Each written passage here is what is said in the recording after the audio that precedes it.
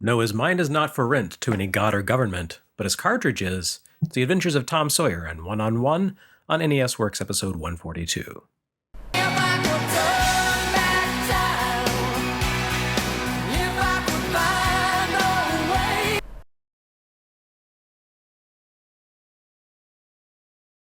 Sometimes the long delays in conversion or localization from another platform or region for NES games really hurt those games' chances of success.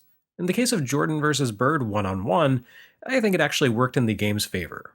Originally released for home computers back in 1983, Electronic Arts One revolutionized basketball games and the sports genre in general. By paying for the endorsement and likenesses of two star basketball players, EA helped set the modern sports games industry into motion. There had been other sports games to wear athletes' names before One, mind you, but games like Pele's Soccer for Atari 2600 did nothing meaningful to capitalize on that endorsement. It was just a soccer game that didn't tie into Pele's career in any real way. One, on the other hand, took full advantage of the rights that its licensing fees bought it. The game didn't just show off its stars, Julius Dr. J. Irving and Larry Bird, on the box art. They also appeared in the game as the only two playable characters. The entire affair revolved around these two titans of the court playing a game of 1 versus 1 pickup ball, with a pair of on-screen avatars that looked as much like the actual men as early home computers could manage. More than that, each character played a little differently, with capabilities tuned to the real athlete's on-court performance and strengths. It was a simple take on basketball, eschewing teams in favor of a one-on-one match, but the varied balancing between the characters and overall solid design gave it a lot of appeal. The game sold gangbusters in its original releases, and made its way to all manner of computers and consoles over the following half-decade, including the latter-day Atari consoles, 7800 and the XE game system. The NES version took 2 years after the post-crash Atari releases to arrive, which would seem to put it at a real disadvantage.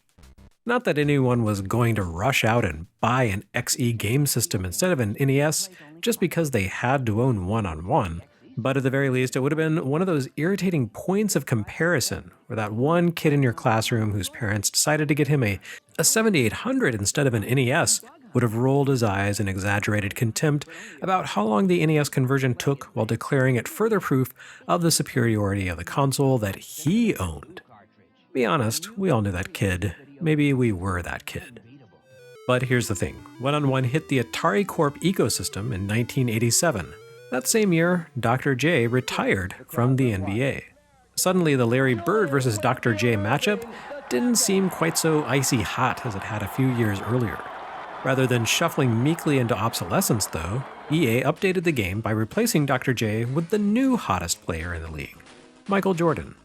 Jordan had debuted in the NBA in 1984 and wasted no time smashing all sorts of records and essentially becoming the new face of the league.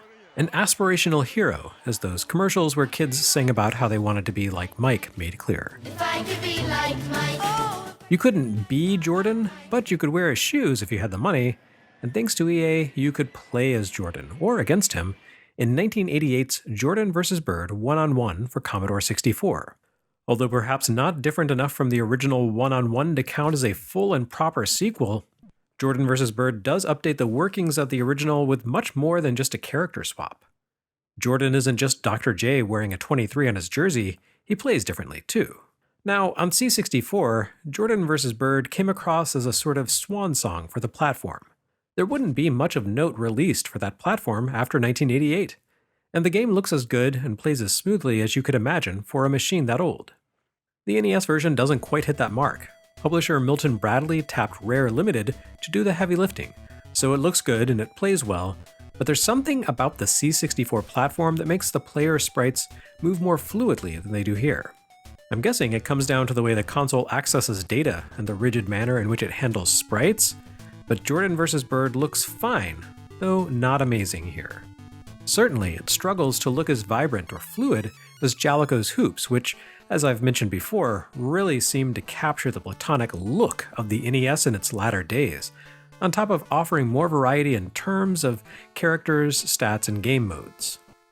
The core game for Jordan vs. Bird amounts to more of the same as seen in the previous game, which is fine, that's what the kids came to see. But it does throw some variety into the proceedings with 2 additional game modes, 3-point and slam dunk challenges. The former consists of players taking turns moving between different stations around the court, where they have 5 shots per location to attempt to sink long-distance baskets within a set amount of time. It's not the greatest thing ever, but once you find your sweet spot and get the timing right, it has an appealing rhythm about it. The slam dunk contests I don't enjoy quite as much, but that probably has to do with my growing disdain for minigame style events, which require players to memorize specific non-diegetic button and input sequences in order to play through a challenge that unfolds as seconds-long fragments. I guess its inclusion made Rare a natural choice to deal with Jordan vs. Bird, as they'd already adapted Epyx's World Games for Milton Bradley. This is just another iteration of that, really. It's a totally competent little take on the computer game. And the timing definitely worked to the NES's advantage. Sorry to that one kid who owned an XE game system. Kids in the late 80s didn't really care about Dr. J or Larry Bird, but they loved Michael Jordan. Feels like a real coup for Nintendo to be able to put a Jordan game front and center, while at the same time Sega was peddling sports titles based on retired athletes like Reggie Jackson and Peyton Manning. No offense to those legends of their respective games, but they were names that appealed to dads, not to the core console audience of tweens and teens. And Jordan would be relatively scarce in sports games due to the particulars of how he negotiated his likeness rights with the NBA. Sure, he would go on to be chaotic in the Windy City, but surprisingly uncommon in actual games based on the sport that he dominated. So all things considered, Jordan vs. Bird isn't necessarily a game I cared about, but I had Fazanadu, so I was fine. This was for the other kids, the ones who needed a cool sports game that could put that pesky XE game system owner in his place. Let it be known that I'm a big enough person to admit when I'm wrong, when I've made a mistake, and when I owe someone an apology. So let me take a moment here to say, Kung Fu Heroes, I'm sorry. I've been dunking on Kung Fu Heroes as the worst game on NES all throughout NES Works 1989, and not without some cause. It's not a good game. Dated and clumsy and primitive in its design, brazen in its theft of sound elements from Super Mario Bros., repetitive and tedious. Kung Fu Heroes is indeed all of those things. And yet, it could still be worse. It could be said as The Adventures of Tom Sawyer. This is, bar none, the worst thing we have seen on NES, period. Yes, Capcom allowed Micronix to convert 1942 to NES at half speed with the most hateful audio design ever to disgrace a Nintendo console, but at least it still made for a pretty fun shooter for a few stages of play. Sure, LJN has delivered some infamous games like Karate Kid, Jaws, and Friday the 13th, but each of those games had some genuine ambition lurking beneath the license that could have made for truly great adventures had the studios behind them not been rushed to get those carts out the door with only a few weeks of development time. Even all the god-awful wrestling and sports games have the benefit of being about wrestling and sports, things people enjoy. The Adventures of Tom Sawyer has exactly none of this going for it. The only positive thing I can say about Sega's steaming stinker is that it lacks the outright racism of Squaresoft's Japan-only Tom Sawyer RPG, which contains what might be the single most vile depiction of a black character ever seen in a licensed video game release.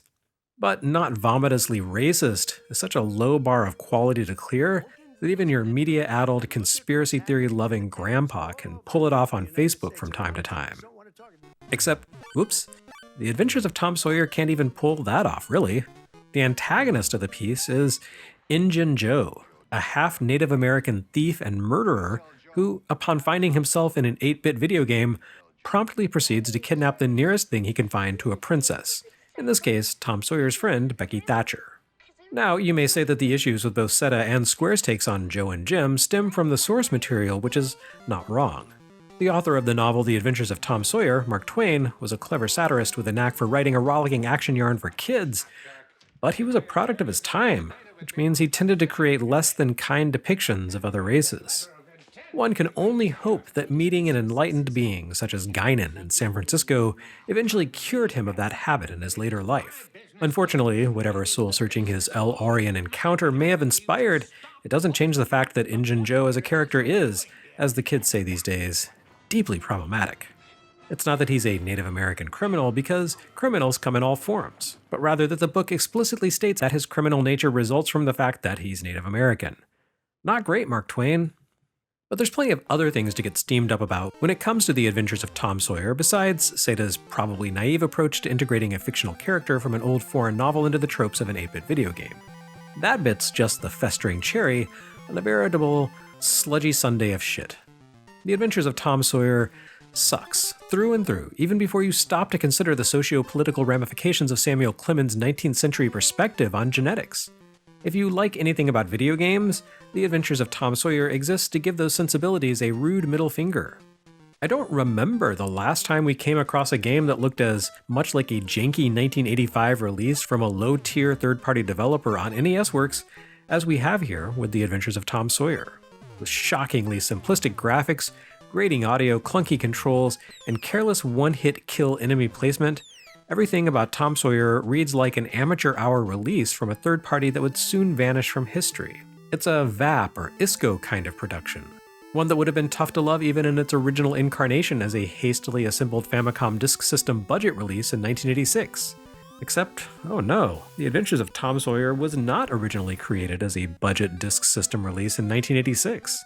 No, somehow this game made its debut on Famicom in February of 1989. It seems impossible, but unbelievably enough, Seta decided that this would be a perfect Famicom cartridge to unleash upon a market still basking in the warm glow of having just completed Super Mario Bros. 3. Just kidding, it's not that unbelievable. The Japanese Famicom library was honestly an absolute horror show, with very little in the way of quality control measures. Publishers could and did release any old garbage they wanted to with no regard for the player, for the integrity of the medium, or for the concept of value for money. What is surprising, however, is that Tom Sawyer actually made its way overseas, where Nintendo of America had adopted fairly stringent quality controls. Admittedly, it would have sucked for publisher Seta, who clearly selected this material, a video game adaptation of a classic American novel, as their strategic debut title for their American publishing efforts. But it would have been a blessing to the rest of us, especially to kids in 1989 whose parents saw a Tom Sawyer game at the store and thought, this will be the perfect thing for Timmy and his Nintendo tape machine this Christmas. Some gift. Bad enough that the subject matter of this game feels like homework, playing it is a grueling chore. And when I say chore, I mean it's like being assigned bathroom cleanup duties with a can of Comet and a broken toothbrush. So I've been dealing out a lot of hyperbole here, but this video is not just a comedy dunk. Honestly, I just needed to work through some of the trauma I've experienced having played Tom Sawyer. Okay, I think I've healed now. On a basic level, The Adventures of Tom Sawyer adapts the Mark Twain novel by the same title into video game form. That amounts to turning the whole affair into a run-and-jump platformer in which you meander through stages coated in wallpaper themed after locations from the book, populated by endless streams of humans and wildlife that all want to kill children and have the ability to do so with the slightest glancing touch. The game even attempts to incorporate both of the book's protagonists by allowing 2 players to play as Tom Sawyer and Huck Finn. I mean, it should be 3. I feel like Becky was also qualified as a protagonist in the book, but as we've already discussed, this is an 8-bit game, and women weren't quite allowed to have player-driven agency yet, except in dreams, or when they were masquerading as sex workers. Anyway, it doesn't really matter. Seta's developer here, Winkysoft, doesn't seem to have had the chops to create 2-player simultaneous play, so players 1 and 2 alternate between controlling Tom and Huck. Kind of like Mario and Luigi in the original Super Mario Bros., a game created 4 years before The Adventures of Tom Sawyer, yet somehow a far more capable example of the platform action format. The only real concession the game makes to modernity is the fact that it breaks up its miserable platforming with a miserable auto-scrolling vertical shooting stage. Yet even this makes a hash of things. In the Famicom release, the game opens with the rafting stage as a sort of prologue to the main adventure. You don't engage with this type of auto-scroll design elsewhere in the game, so it becomes almost like an introductory chapter of sorts before the real adventure begins. For some reason, Seta decided to change the flow of the action for the American release. Maybe they felt that vertical shooting resonated more with Japanese audiences, while Americans were more likely to gravitate toward the core platforming. We can only speculate, since I'm not aware of anyone ever tracking down a Winkysoft staff member to grill them on the US localization of Tom Sawyer. But the point is that, The opening rafting stage moves back a level in the NES release to become Stage 2. This would be a perfectly reasonable change if Sega had simply swapped the placement of the first two levels of the game, but that would be far too sensible for this flaming car wreck of a video game. No, Sega lost their minds and decided to take the next to last stage, a brutal gauntlet of birds, Mississippi pirates, and mice on a massive river galleon, and move it to the front of the adventure. So the game now opens with this unbelievably antagonistic stage as the first thing you experience when you begin to play, relegating the comparatively kind first platforming level of the Famicom cart to Stage 3. This means that a majority of unfortunate kids who played this game back in the day very likely never saw anything beyond Stage 1, and didn't even realize that you eventually raft your way up a river to fight whirlpools and kraken, or that you have to survive a gauntlet of cheeky little monkeys who king slimed themselves into a massive gorilla. But on the plus side, that means they got to skip out on the whole Injun Joe thing, because they never reached the end. It's just that it came at the cost of playing a game this immensely frustrating and demoralizing. Personally, my theory is that we see a single genuine instance of innovation here. Tom Sawyer may well have been the first NES release to have been retooled in localization in order to frustrate the growing American game rental market. This would become a common refrain in Nintendo licensed games now that we've hit peak NES. The US game rental market had already been around for nearly a decade by this point. The earliest advertisements I can find for that business model date back to 1981, when early VHS rental shops rented out Atari 2600 carts alongside their newfangled videotapes. But of course, the US console market imploded right around the time that VHS decks actually gained critical mass in America, so the practice largely stalled out since no one was making console games for a while. Once the NES established a legitimate market here and became a fixture of millions of households, rental shops reinvested in game tapes. And that right was enshrined into law, so various attempts by the like of Nintendo to curtail the practice went nowhere. In Japan, however, things panned out differently. A coalition of publishers and other corporations teamed up to push changes to Japanese copyright law all the way back in 1984, outlawing the rental of video games at the dawn of the Famicom era. Now, there were exceptions to this rule.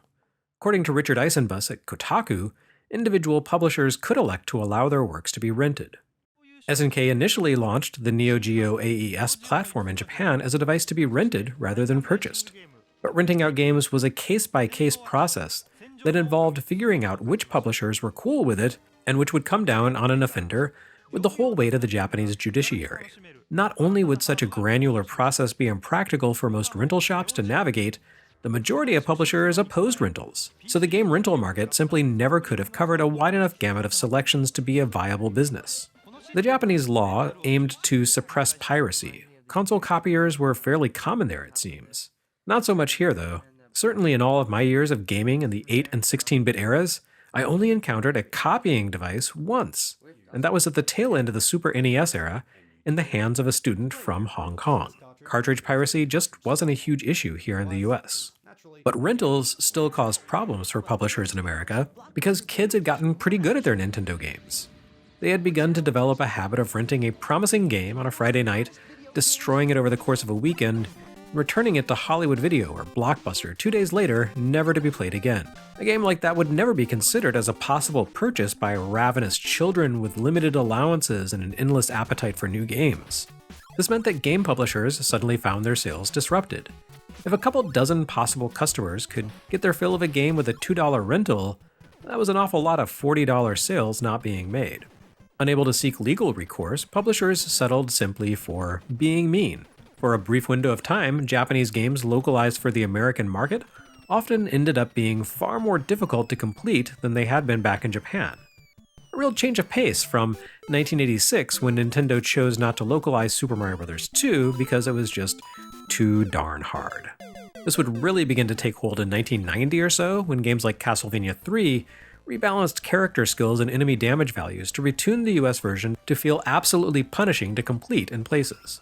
Or perhaps most infamously, when Tecmo took away the Infinite Continue feature from Ninja Gaiden 3 while cranking up the damage values, rendering a challenging game almost offensively difficult. We've already seen some changes along these lines in games like Blaster Master, but those felt far more incidental than anything else. Tom Sawyer's dramatic reshuffling comes off as more deliberate and calculated specifically to thwart rentals. opening the game with a horrifically difficult gauntlet of fast-moving birds and pirates whose movements specifically react to the player's actions. As a late-game challenge, you can forgive the appearance of hopping rogues who actively leap out of the way when Tom chucks a rock their direction. As an introduction to the adventure, they're pretty unreasonable. The first stage actually gets a whole lot easier once you get past the pirates and birds on the deck. The creatures inside the boat move predictably and don't crowd you so much. The boat deck was clearly designed as a late-game skill check to shake you out of your complacency as you approach the end. As a preamble though, it feels actively hostile. But you damn kids sure weren't beating this game on a single rental. And that appears to have been the point. I don't know, maybe I'm reading too much into it, but Tom Sawyer hates pirates, and he also hates freeloaders. Which makes him one hell of a hypocrite. I've read your book and know all about your shenanigans, Tom, you lazy scalawag. I am sure that rearranging the stage order of the NES release of The Adventures of Tom Sawyer, as if it were the US version of an album with a more nuanced opening track than the labels thought Americans could stomach, kept it from being one of those one-rental games. Or did it? I don't think it actually did much to promote sales. The thing is that kids aren't stupid. Even back in the day, anyone who had played the big hits like Super Mario Bros. 2, Mega Man 2, Ninja Gaiden, or Contra could tell at a glance that The Adventures of Tom Sawyer did not deserve to be mentioned in the same breath as those masterpieces. Again, this is a sloppy, ugly, mean little game. All the evils that Mark Twain unkindly attributed to the genetics of non-white races actually do exist here, not as a matter of genetics, just as bad design and programming, traits that are universal across all cultures. Seta clearly hoped to woo American players by courting them with a game based on a piece of classic Americana. But therein lies their critical mistake. They created a bad game that reminded kids of a book they had to read as homework, and made it so unfun that most kids would rather have just done the reading. Or better yet, play something that's actually fun.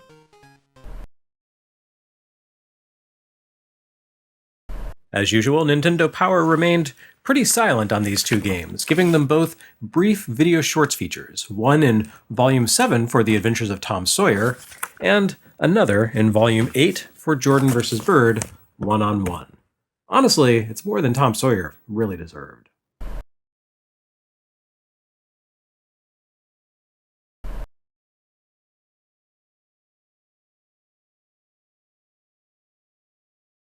Next time on NES Works, we send a fax to the World Tree.